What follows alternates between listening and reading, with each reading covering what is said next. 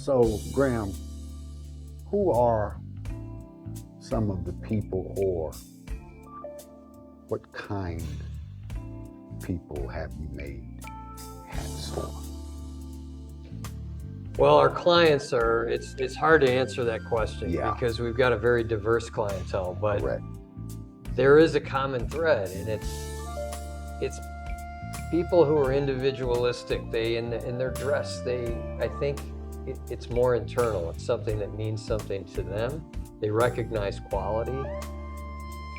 They recognize something in well-made things, and especially in a hat that that there's an emotion to it. I get it. He and I had a conversation earlier. I don't want to give you that conversation now. I want you to tune in to the original OGs when I interview this gentleman. And we're going to reveal that conversation to you, because that's a pretty heavy conversation. I don't want to give that up right now. Yeah. You know, but what's the most expensive hat that you have in this shop? Our straws. The straw hats get very, very expensive because the finest ones can take months for a weaver just to weave the material before we even get it. How long would it take to weave that material? 4 months to weave a single piece of material for the very finest ones. Show me one of those. All right, I'm gonna grab one in the back and bring it out.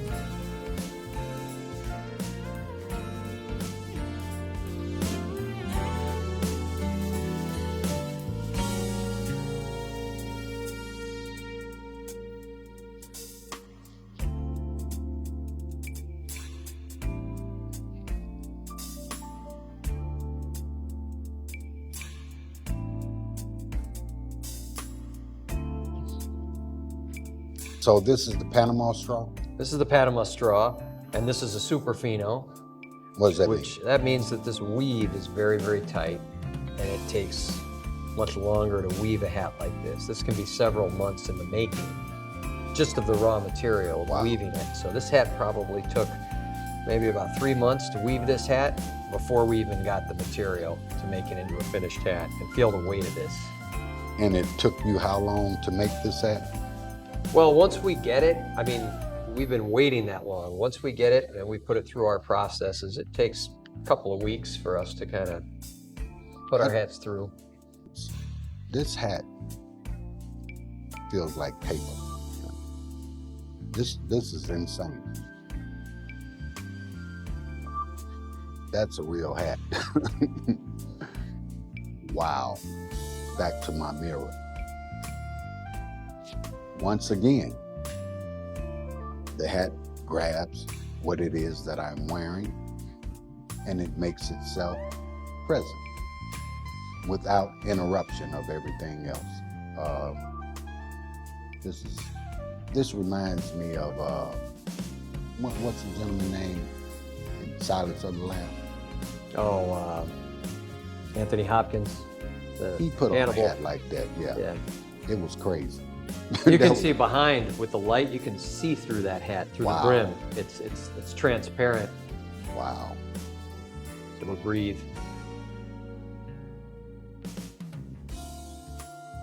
If you press the hat on here, see these like little, you'll feel that in the felt, and you'll see it. Oh, really? So if your felt is rough, you're not going to feel it. But when you're doing real fine stuff like this, you'll see those marks in there. You can't use them. There's no way to sand that out. Yeah, you can. You can, but then it changes the curve. So we have them new ones made. Yeah, we retire them. We've got new ones made. Right. Oh my God. You haven't had a hat until you've had one of these hats. Oh my God. I'm in Optimo in Chicago. Wow. You haven't had a hat until you've had an Optimo hat out of Chicago, directly across from the stock exchange. This is insane. There's no comparison to an off-the-rack hat compared to these hats. The quality of the hat, the felt of the hat, the detail of the hats. I mean, here's a hat on my head that is not supposed to color coordinate with what I have on, but it does. That's very unusual. So again, if you get a hat from Graham at Optimo, you can wear this hat every day. And it will take on whatever colors, whatever style it is that you have on, this will take it on. And you can break this hat and change it and bend it in any way you like. Oh, wow. This is totally insane. Ocean blue. Again, this hat coordinates with what I have on. And I wouldn't think that it would be in the color scheme of what I'm wearing, but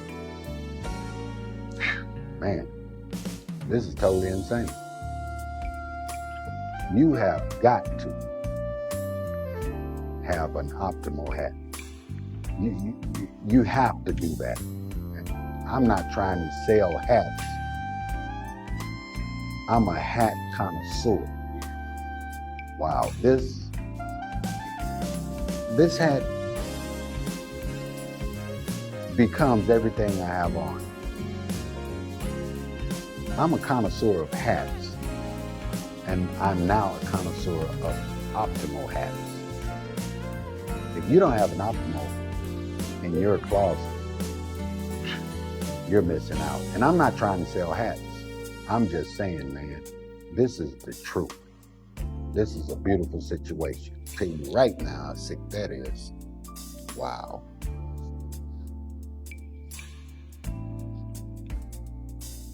Wow. That's a beautiful hat. I tell you, this is some of the finest hats in the world. You really want to tune into this show. This is phenomenal. What you will learn about the craftsmanship of this show, of making hats, and the history of making hats, it's gonna blow your mind. These are real hats. These ain't basement hats. These are real hats. I tell you, tune into the original OGs.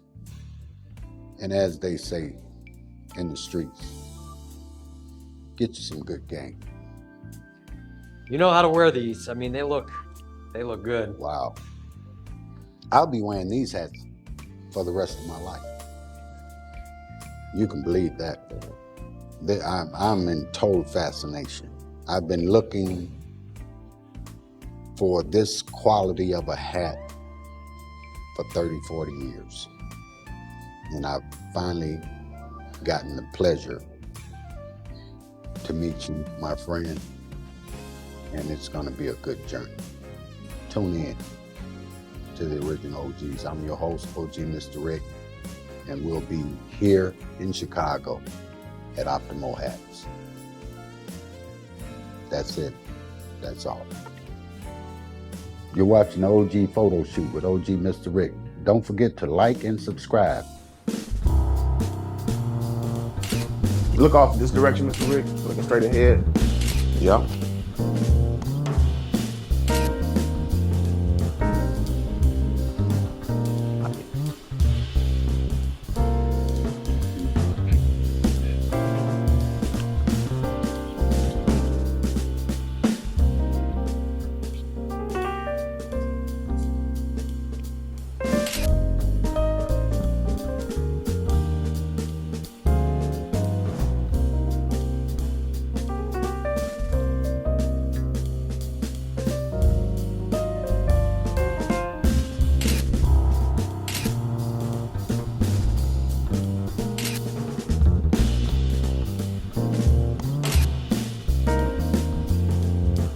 head slightly back right. Don't move your head, but just eyes this way.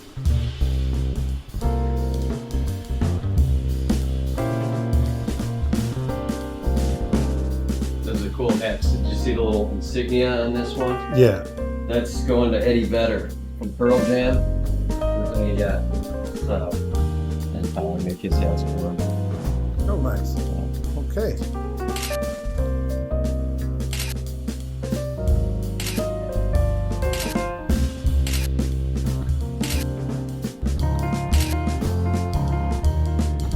That's it. That's all.